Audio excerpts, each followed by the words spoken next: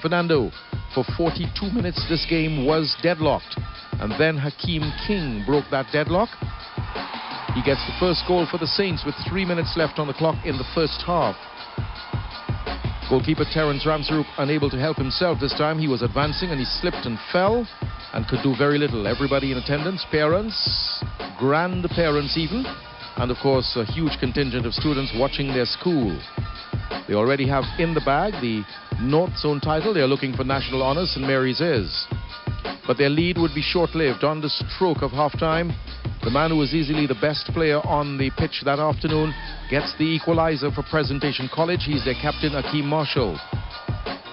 Matthew Jordan could do very little about that one. So the score going into half-time, 1 goal apiece. Presentation San Fernando 1, St. Mary's College 1. Could we be in for exactly what happened against Malik? Time will tell. Concern on the technical bench from both sides. This is Akeem Marshall. He was easily, as we indicated, the pick of all journalists as the player of the afternoon in this particular game. Now we're into extra time. Sean De Silva puts St. Mary's College in the lead. They are now minutes away from advancing to the national semi. Sean De Silva, of course, a member of the Trinidad and Tobago under-17 team. Maturing every day. What a good young footballer he is. Very fine young player. And there's such aggression in the celebration. St. Mary's College now leading by 2 goals to 1. Here is the way it was done. The ball nicely passed to him. He takes his time, gets into the area, and nice effort past goalkeeper Ramsaroop. Now 2 goals to 1. St. Mary's in the lead. Matthew Jordan would not be able to hold on to that shot. In fact, it touches his hands and it is put into the back of the net in the 97th minute.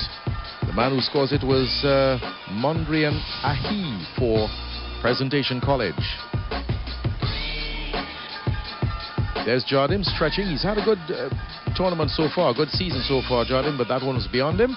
Kicks from the penalty mark. Presentation College missed twice. St. Mary's didn't miss at all. And so St. Mary's College, they live to fight another day. They're into the national semi-finals where they will play against El Dorado. 5-3, St. Mary's winning this one on kicks from the penalty mark. And as you can see, happiness all around. So what exactly is the mood at St. Mary's College these days?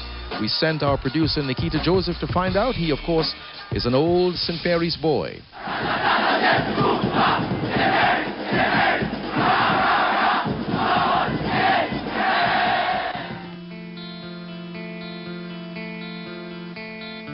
The truth be told, our image is probably of a more academic institution.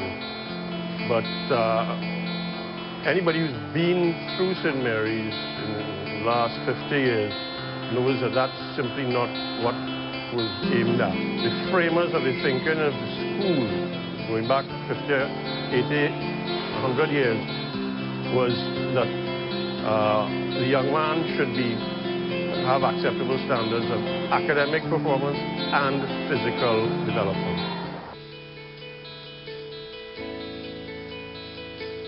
The semi-finalists in 1987, one in the club in 1988, one in the club in 1989, and then things started to shift a little.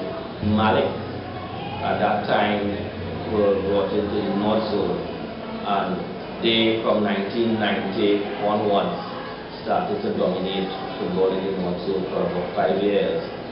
But between that time and now, you know, it's been a struggle to keep up in the championship division.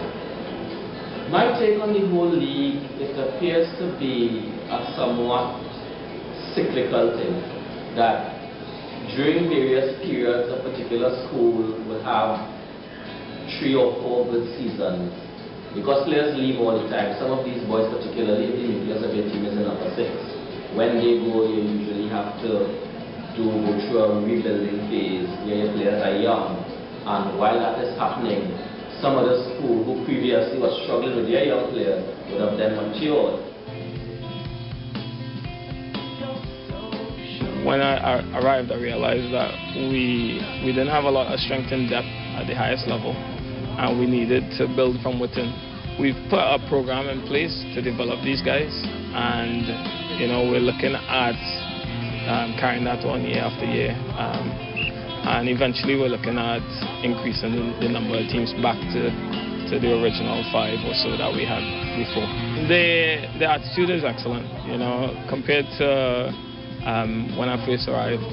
You know, I think they realize that, you know, to get out of this game, you need to put in, and you know, they've been excellent. We train very hard, very regularly, and we spend a lot of time in the classroom environment as well, learning about the game. And I think this is where their intellect kind of comes through, because they're quick learners. They understand, you know, almost everything that I teach them, they understand right away. And then we put it into practice on the pitch. So, you know, it's been fantastic so far for the year.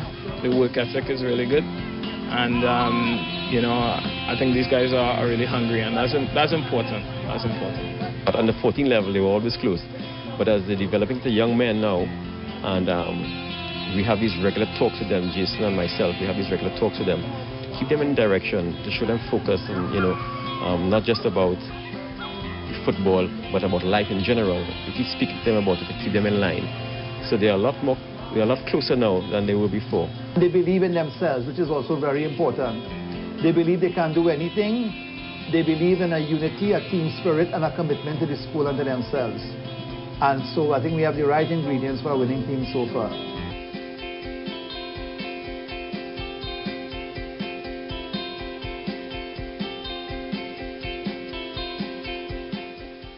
All the classes, when they come to the art room now, they want to design flags. You know, they want to find ways of supporting the team.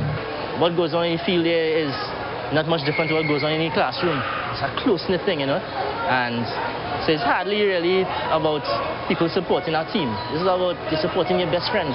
Generations of boys have passed through St. Mary's and not have had the benefit of being in a school with a winning football team. It brings a wealth and a richness to the school life that the academic side simply cannot produce. This is their moment in time. 1968 was our year, and as you saw, there was Malik and then there's St. Anthony's College. They are the close. So this is our year now, and we just want to wish them the best.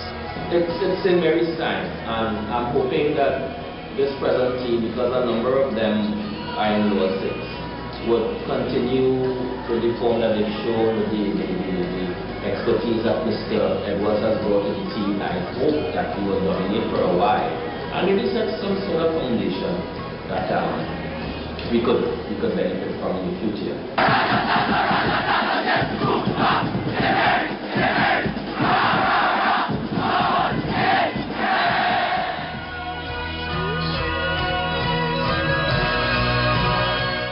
Congratulations again to St. Mary's College. When we come back, more Intercol quarterfinal action and the best of Shaka Hislop.